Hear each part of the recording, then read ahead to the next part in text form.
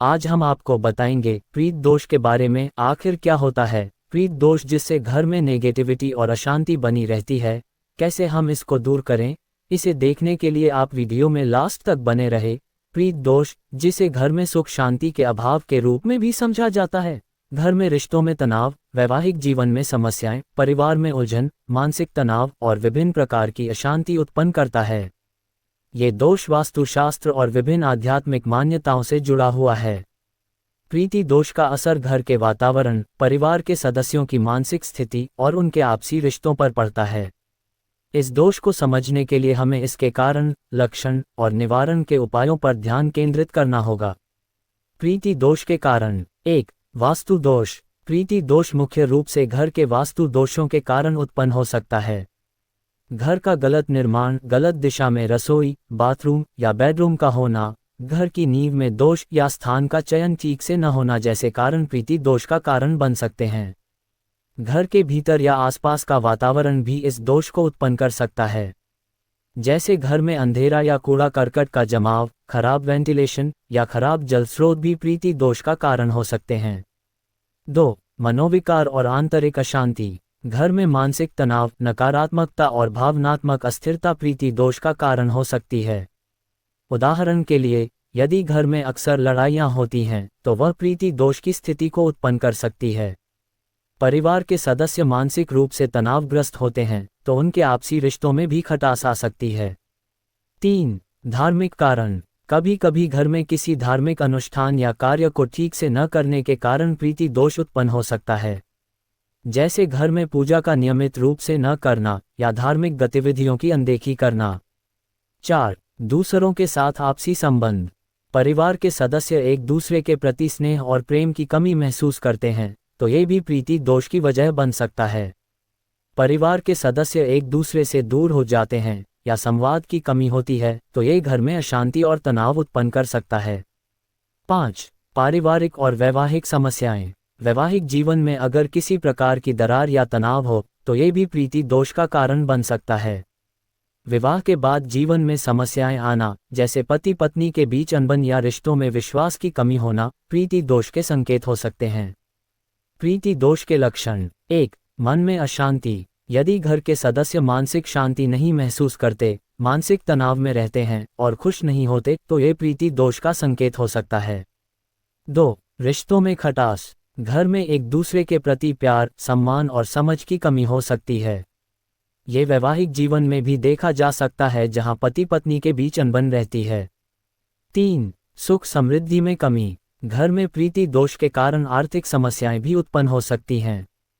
घर का माहौल नकारात्मक होता है, जिससे परिवार के सदस्य किसी भी कार्य में सफलता प्राप्त नहीं कर पाते। 4. स्वास्थ्य संबंधी समस्याएं। प्रीति दोष से प्रभावित घर के लोग शारीरिक और मानसिक स्वास्थ्य समस्याओं का सामना करते हैं। लगातार बीमारी, थकावट और मानसिक परेशानी बढ़ सकती है। प्रीति दोष के निवारण के उपाय। 1. वास्तु सुधार। घर के वास्तु दोष को सुधारने के लिए कुछ सरल उपाय किए जा सकते हैं, जैसे घर में सकारात्मक ऊर्जा के प्रवाह के लिए सही दिशा में पूजा स्थल बनाना, रसोई और बाथरूम की दिशा का ध्यान रखना और घर के केंद्र में कोई भारी वस्तु न रखना। घर में सकारात्मक ऊर्जा के लिए हल्की रोशनी और ताजे फूलों का उपयोग करें। 2. धार्मिक अनुष्ठान। प्रीति दोष को दूर करने के लिए घर में धार्मिक अनुष्ठान और हवन किया जा सकता है। नियमित रूप से पूजा पाठ, विशेष रूप से हनुमान चालीसा का पाठ, या परिवार के सभी सदस्य मिलकर भगवान के नाम का जाप करें। 3. परिवार के बीच संवाद बढ़ाना। परिवार के सदस्य एक दूसरे से खुलकर बातचीत करें। यदि किसी के बीच गलतफहमियां या समस्याएं हैं, तो उन्हें बातचीत से हल करने की कोशिश करें। एक दूसरे के प्रति सम्मान और प्यार बढ़ाने के लिए समय समय पर परिवार के साथ बैठकर सकारात्मक चर्चाएं करें। 4. आध्यात्मिक उपाय। घर में अच्छे वायुमंडल को बनाए रखने के लिए आध्यात्मिक उपायों का पालन करें, जैसे घर में नियमित रूप से दीपक जलाना, हर सुबह सूर्य नमस्कार करना या ध्यान और योग का अभ्यास करना। 5. स्वच्छता और सुंदरता। घर की सफाई और व्यवस्थितता बनाए रखें। विशेष रूप से बेडरूम, रसोई और बाथरूम को साफ रखना चाहिए।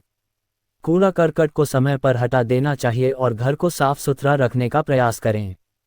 6. सकारात्मक वातावरण बनाना। घर में हल्का संगीत या मंत्र जाप करने से भी सकारात्मक ऊर्जा का प्रवाह बढ़ता है।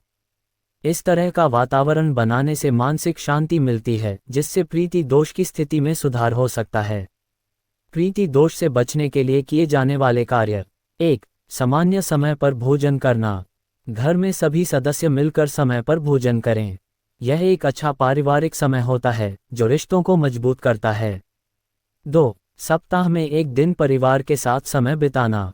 एक दिन पूरे परिवार के साथ बाहर घूमने जाएं या घर में किसी विशेष कार्यक्रम का आयोजन करें। इससे परिवार में प्यार और स्नेह बढ़ेगा। 3. अपने संबंधों में सुधार लाने के लिए प्रयास करना। परिवार के बीच मतभेदों को दूर करने के लिए समझ और संवाद का निर्माण करें।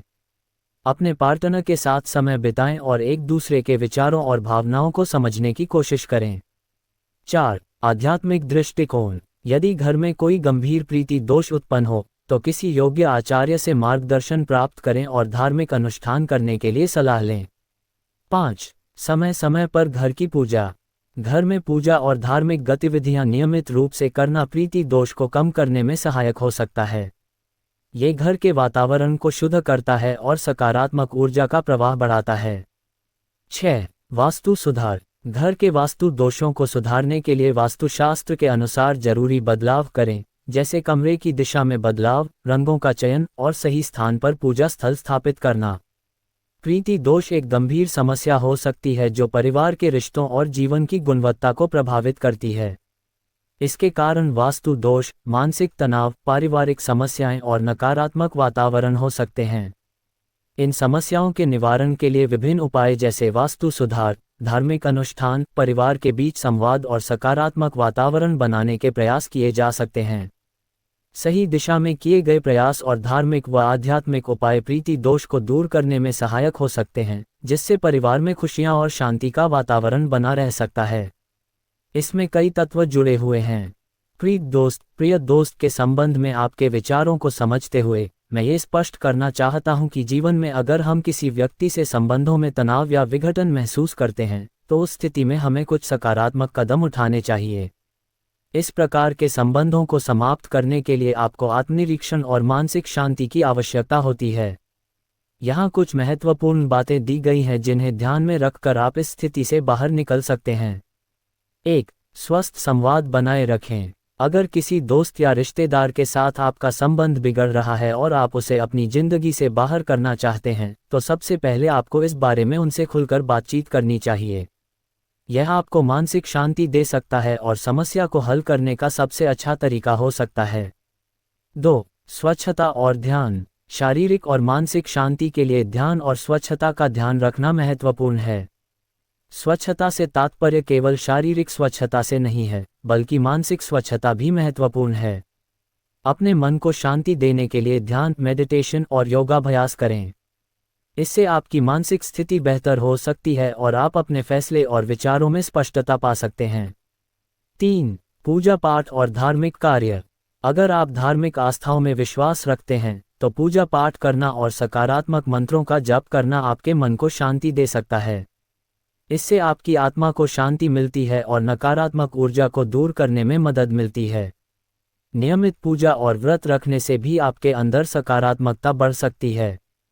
4. नकारात्मक ऊर्जा से बचना। अगर आपको लगता है कि किसी व्यक्ति से आपके जीवन में नकारात्मकता आ रही है तो उसे अपने जीवन से निकालने के लिए आपको उस व्यक्ति से दूरी बनानी होगी।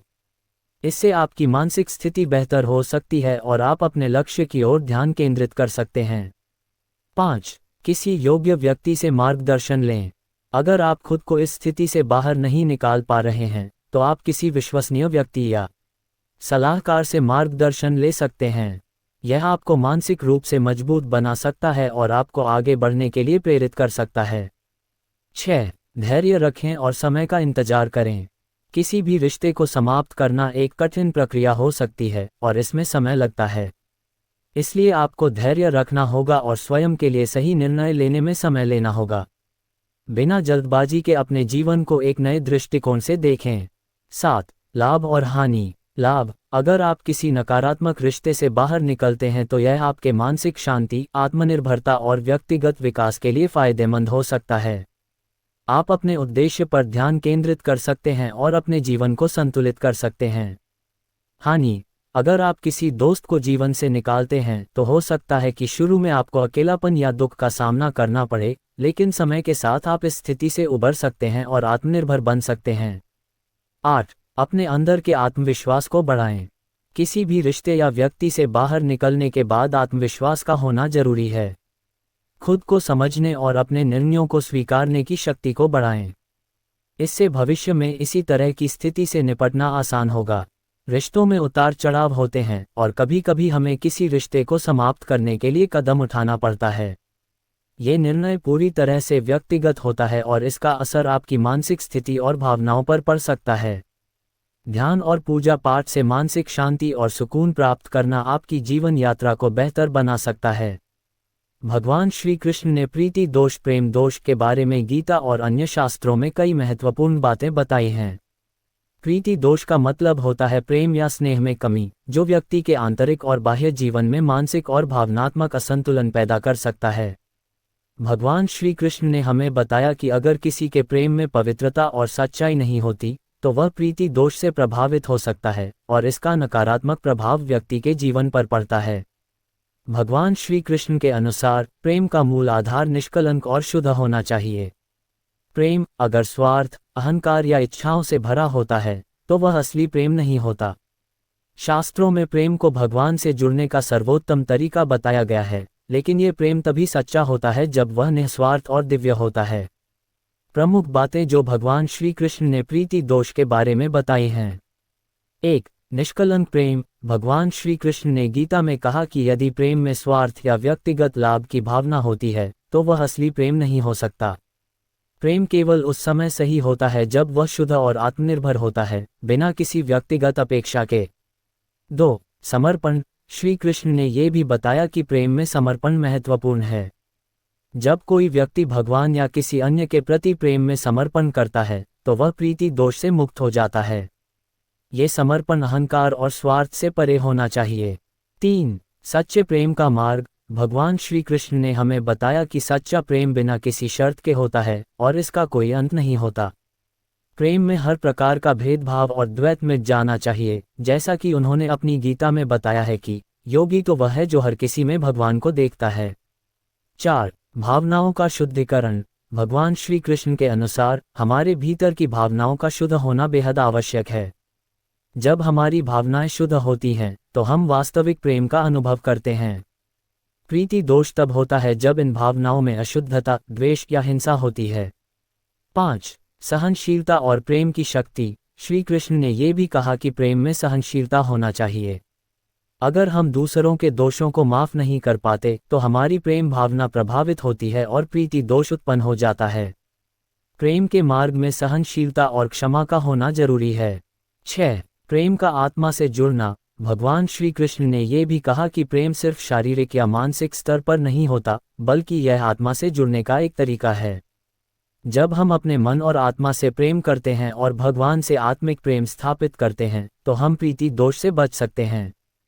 इस प्रकार भगवान श्री कृष्ण के उपदेशों से यह स्पष्ट होता है कि प्रीति दोष तब उत्पन्न होता है जब प्रेम में स्वार्थ, अहंकार या अन्य नकारात्मक भावनाएं घुल जाती हैं। भगवान श्री कृष्ण ने हमें बताया है कि असली प्रेम वह है जो शुद्ध, निस्वार्थ और दिव्य होता है, और यही प्रेम भगवान के साथ हमारे संबंध को सशक्त बनाता है।